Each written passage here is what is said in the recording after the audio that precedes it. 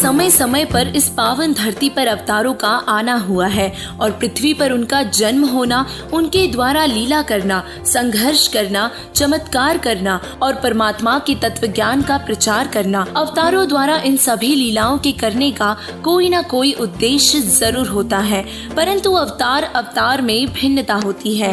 3 लोक के भगवान जब अवतार धारण करके पृथ्वी लोक पर आते हैं तो उनका उद्देश्य केवल अधर्मियों का नाश करके विश्व में शांति स्थापना करना होता है।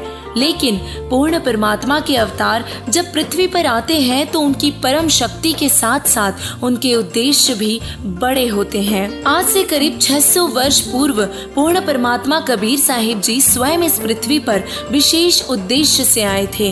अपने उद्देश्य की शुरुआत की और 120 वर्ष इस पृथ्वी पर रहे और सन 1518 में अपने अमर लोक सतलोक चले गए और उसी उद्देश्य को पूरा करने के लिए वर्तमान में कबीर साहिब जी संत रामपाल जी महाराज जी के रूप में अवतार धारण करके आए हैं। जगत गुरु तत्वदर्शी संत रामपाल जी महाराज जी वही अवतार हैं जिनके विषय में परमेश्वर कबीर साहिब जी ने 600 वर्ष पहले ही अपनी अमृत वाणी में बता दिया था।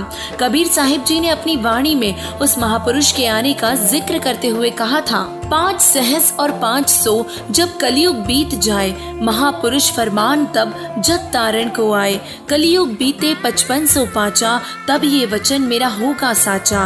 कलयुग बीत जाए जब एता, सभी जीव परम पुरुष पद चेता। कबीर साहिब जी ने बताया कि कलयुग के 5505 वर्ष बीत जाने पर वो महापुरुष परमात्मा का फरमान लेकर जगत का कल्याण करने के लिए आएगा। आगे भविष्यवाणी करते हुए कबीर साहिब जी ने ये भी बताया कि वो अवतार विश्व में शांति स्थापित करेगा, उग्रवाद, चोरी, रिश्वतखोरी जैसे कुकर्मों को खत्म कर देगा और 5505 वर्ष कलयुग बीत जाने पर सभी जीव एक होकर परम पुरुष परमात्मा की भक्ति करेंगे।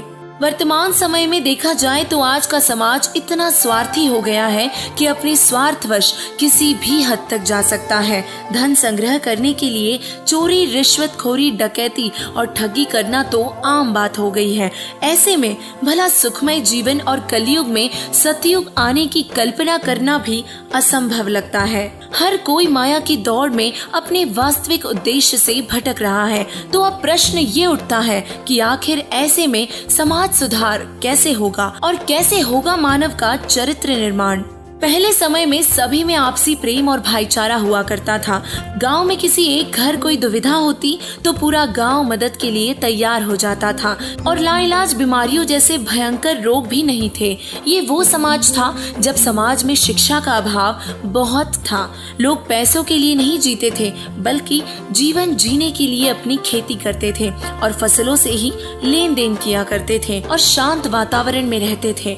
परंतु शिक्षा के आने के बाद समाज में माया की दौड़ शुरू हो गई। जिसके पास अधिक धन है वो अभिमानी हो गया और किसी की मदद करना तो दूर बल्कि लोगों का मजाक बनाना उसे अच्छा लगने लगा। आज गरीब और भी गरीब हो गया और अमीर और भी अमीर हो गए। लोगों में प्यार रहा ही नहीं और सब स्वार्थी हो गए। और ये तो सभी जानते हैं कि जब जब अधर्म बढ़ता है तो अवतारों का पृथ्वी पर आना होता है और ऐसे अधर्मी लोगों को सुधारने के लिए पूर्ण परमात्मा कबीर साहिब जी संत रामपाल जी महाराज जी के रूप में अवतार धारण करके इस पृथ्वी लोक पर अवतरित हुए हैं। आज से सैकड़ों वर्षों पूर्व महान भविष्यवक्ताओं ने ऐसे समय की भविष्यवाणी की है जब हर तरफ सुख, शांति और राग द्वेष रहित परमार्थी समाज होगा। और इस भविष्यवाणी के अनुसार ऐसा समय आने वाला है जब चारों तरफ हो सुकून का पहरा, ना कोई राग द्वेष हो, भारत बनेगा विश्व विजेता और सोने की चिड़िया हो।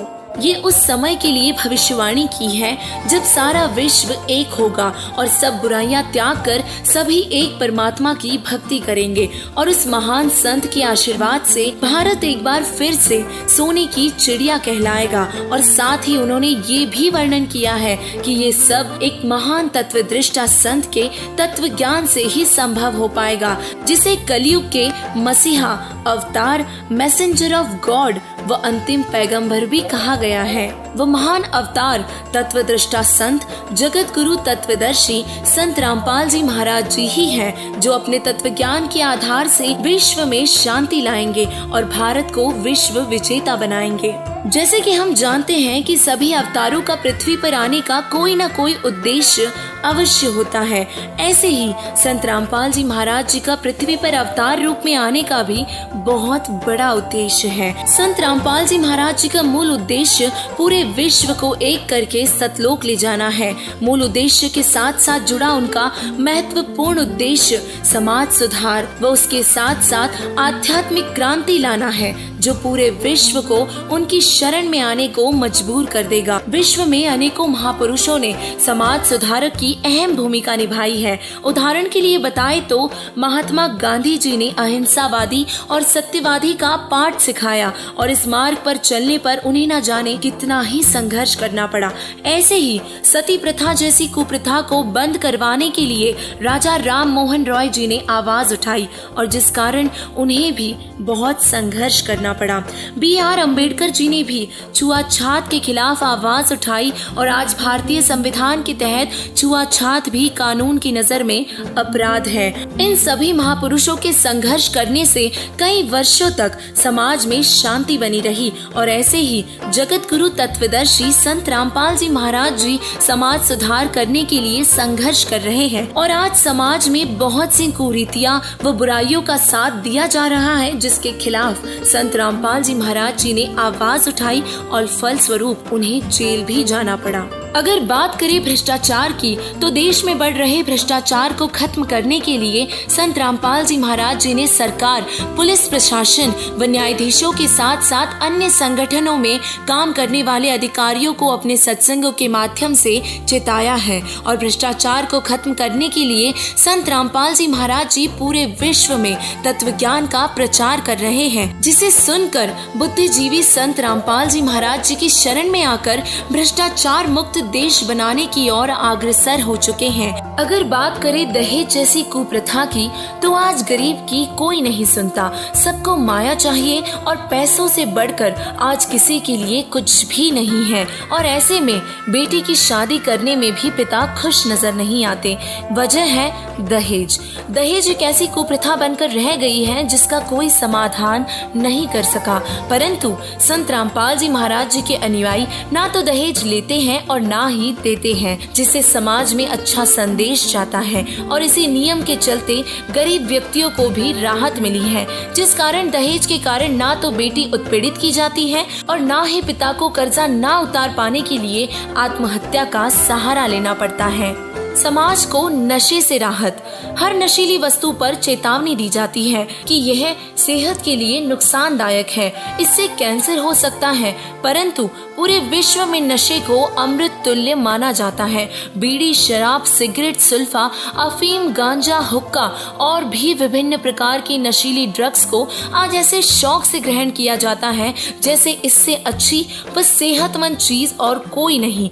नशा करने से कोई लाभ नहीं बल्कि हानि ही हानि है। बीमारियों के साथ साथ पैसों का भी खर्च होता है, परंतु संत रामपाल जी महाराज जी के अनुयायी किसी भी प्रकार का नशा नहीं करते। नशा करना तो दूर, किसी को नशीली वस्तु लाकर भी नहीं देते। मांसाहार से निषेध। संत रामपाल जी महाराज जी हिंसा के सख्त खिलाफ है। किसी भी अनुयायी को मांस का सेवन करने की अनुमति नहीं है। मांसाहार राक्षसों का आहार है और संत रामपाल जी महाराज जी भक्त समाज तैयार कर रहे हैं। बॉलीवुड से राहत। संत रामपाल जी महाराज जी के अनुयायियों के लिए फिल्में देखना, गाने सुनना, गेम्स खेलना बिल्कुल भी मना है और यह नियम सभी फॉलो भी करते हैं, जिससे बच्चों में अशुद्ध विचार प्रवेश ही नहीं होते और सत्संग सुनने से उनका मन पवित्र रहता है। इन सब के अलावा चोरी, रिश्वतखोरी, डकैती, लूटना, ठगना जैसी सभी बुराइयों को संत रामपाल जी महाराज जी अपने तत्व ज्ञान से जड़ से खत्म कर रहे हैं, जिससे समाज बुराइयों रहित हो रहा है। संत रामपाल जी महाराज जी का उद्देश्य समाज को बुराइयों व पाखंड रहित करके स्वच्छ करना व युवाओं में नैतिकता और आध्यात्मिकता जागृति लाना है। वे समाज से जातिवाद व जाति पाति के भेदभाव को हमेशा के लिए खत्म कर देना चाहते हैं और आपसी झगड़ों को खत्म करके पूरे विश्व में शांति लाना चाहते हैं। एक भगवान, एक ही भक्ति और एक ही पंथ की स्थापना करके जीवों का कल्याण करना ही उनका मूल उद्देश्य है। संत रामपाल जी महाराज जी वो अवतार हैं जो धरती को स्वर्ग बनाने के लिए पृथ्वी पर अवतरित हुए हैं और ऐसे महान संत आज हम सबके बीच मौजूद हैं और परमात्मा के आशीर्वाद से अपने उद्देश्य को पूरा करने में लगे हैं। दिन रात एक करके वो इस मिशन को पूरा कर रहे हैं, जिसका परिणाम स्वरूप आज भारत देश की जनता के साथ साथ विश्व में भी उनके अनुयायी सुख व शांति का जीवन जी रहे हैं। और आप सभी से हमारी टीम की तरफ से हाथ जोड़कर विनम्र प्रार्थना है कि जगत गुरु तत्वदर्शी संत रामपाल जी महाराज जी के इस पावन उद्देश्य को पूरा करने के लिए उनसे नाम दीक्षा लेकर उनका सहयोग करें। धन्यवाद।